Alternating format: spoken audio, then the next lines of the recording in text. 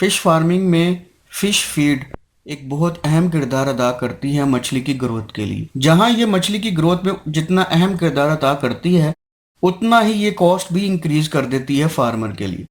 عموماً کسان جو مچھلی پالتا ہے وہ اس بات پر پریشان نظر آتا ہے کہ وہ مہنگی فیڈ کمپنی سے لیتا ہے اور سال کے اینڈ میں اس کا ریکوائرڈ جو وزن ہے وہ نہیں حاصل کر پاتا اور اخراجات بڑھ جاتے ہیں اور منافع کم ہو جاتا ہے. بہت سارے فارمرز اس بارے میں مجھ سے اکثر پوچھتے رہتے ہیں کہ آپ کو فش فیڈ بنانے کا فارمولا شیئر کریں جو چاہے بیسک ہی ہو، جس میں 4 سے 5 انگریڈینٹس ہی ہم شامل کر سکیں، لیکن ہم خوراک خود تیار کرنے کے قابل ہوں.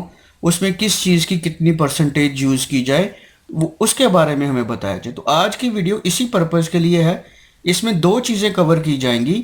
نمبر 1 کہ آپ فرٹیلائزر یوز کر کے، کھادیں یوز کر کے مچھلی کے لیے قدرتی خوراک تالاب میں کیسے بنا سکتے ہیں. دوسرا ہم اس چیز پر ذکر کریں گے کہ آپ اپنے فارم پر یا گھر میں مچھلی کے لیے خوراک کیسے بنا سکتے ہیں، اس کا فارمولا کیا ہے، کون سی چیز کتنی پرسنٹیج سے یوز کرنی ہے.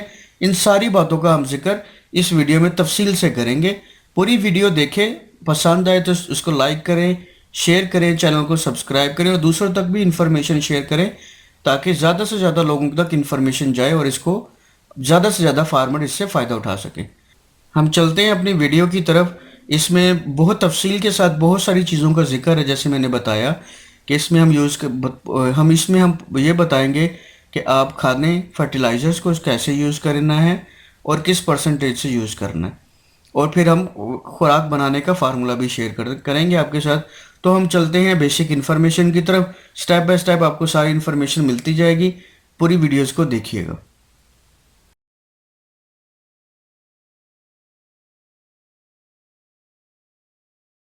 مچھلی فارم کے پانی کی سبزی مائل رنگت اس میں موجود قدرتی خوراک کو ظاہر کرتی ہے. یہ قدرتی خوراک فارم میں پالی جانے والی مچھلی کی بہترین خوراک ہے جس کا تمام تر دار و مدار تالاب کے پانی کی زرخیزی پر ہے. پانی کی زرخیزی کو بڑھانے کے لیے کھادوں کا استعمال کیا جاتا ہے جو کہ فارم میں قدرتی خوراک میں اضافے کا موجب بنتی ہے اور مچھلی کی پیداوار پر اچھے اثرات مرتب ہوتے ہیں. مچھلی فارم میں 2 طرح کی کھادیں استعمال کی جاتی ہیں. نمبر 1 نامیاتی کھادیں، نمبر 2 غیر نامیاتی کھادیں. نامیاتی کھادوں میں گائے کا گوبر، مرغی کی بینٹیں شامل ہیں. غیر نامیاتی کھادیں، ان کھادوں میں نائٹروجن، فاسفورس اور پوٹاشیم کے مرکبات شامل ہیں. یہ کھادیں ایمونیم نائٹریٹ، سپر فاسفیٹ، ڈائی ایمونیم فاسفیٹ اور یوریا کی شکل میں مارکیٹ میں دستیاب ہیں. استعمال: کھادوں کا استعمال ماہ مارچ سے اکتوبر تک کریں. بارش اور مسلسل ابر آلود موسم کے دوران کھادوں کا استعمال نہ کیا جائے. تمام غیر نامیاتی کھادوں کو پانی کی سطح پر پھیلا کر ڈالیں.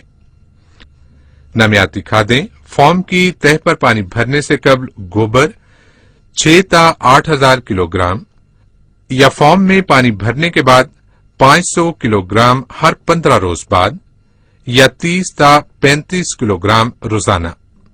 اگر گوبر کی بجائے مرغی کی بیٹیں استعمال کرنی ہو تو فارم کی تہہ پر پانی بھرنے سے قبل مرغی کی بیٹیں 2000 تا 2500 کلو گرام یا فارم میں پانی بھرنے کے بعد 200 کلو گرام ہر 15 روز بعد یا 12 تا 15 کلو گرام روزانہ. غیر نامیاتی کھادیں: اگر زمین اور پانی اساسی نوعیت کے ہوں تو کھادوں کی مندرجہ ذیل اقسام اور مقدار استعمال کی جائے. پہلی خوراک single super phosphate 75 kilo gram فی ایکڑ اور 25 کلو گرام فی ایکڑ ہر 15 روز بعد. ایمونیم نائٹریٹ 75 کلو گرام فی ایکڑ اور 25 کلو گرام فی ایکڑ ہر 15 روز بعد.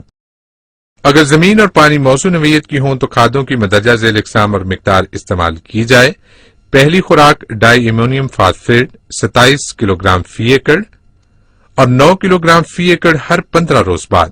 یوریا 6 کلو گرام فی ایکڑ اور 2 کلو گرام فی ایکڑ ہر 15 روز بعد.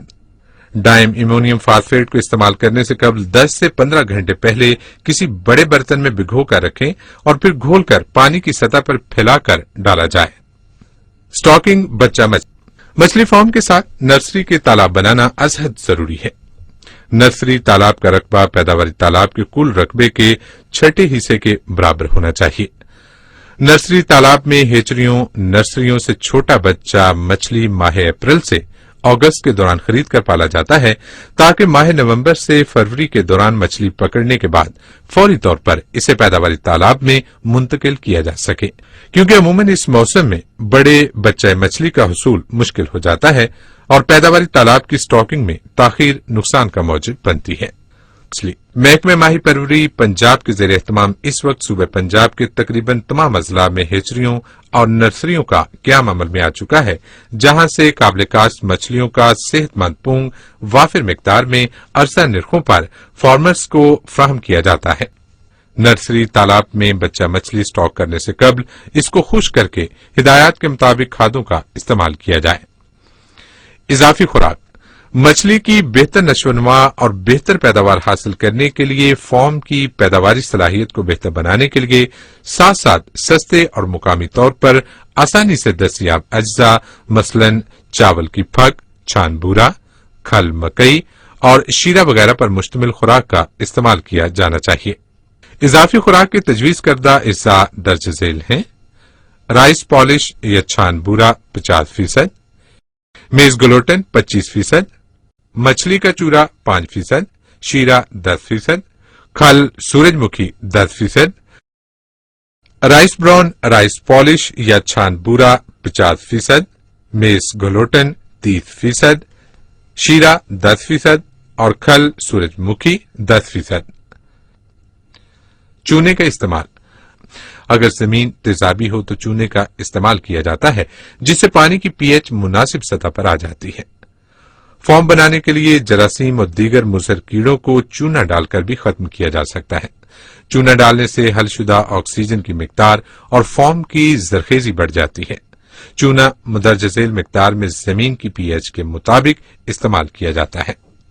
अगर जमीन असासी नवीयत की हो तो चूने का इस्तेमाल सिर्फ महकमाना अमले की हिदायत के मुताबिक किया जाए।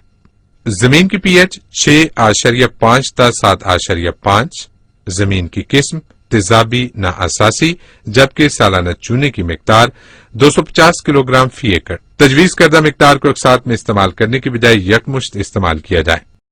मछलियों को बीमारी से बचाने की तदाबीर मछलियों को बीमारी से बचाने के लिए मुदर्जा झेल तदाबीर इख्तियार की जाए।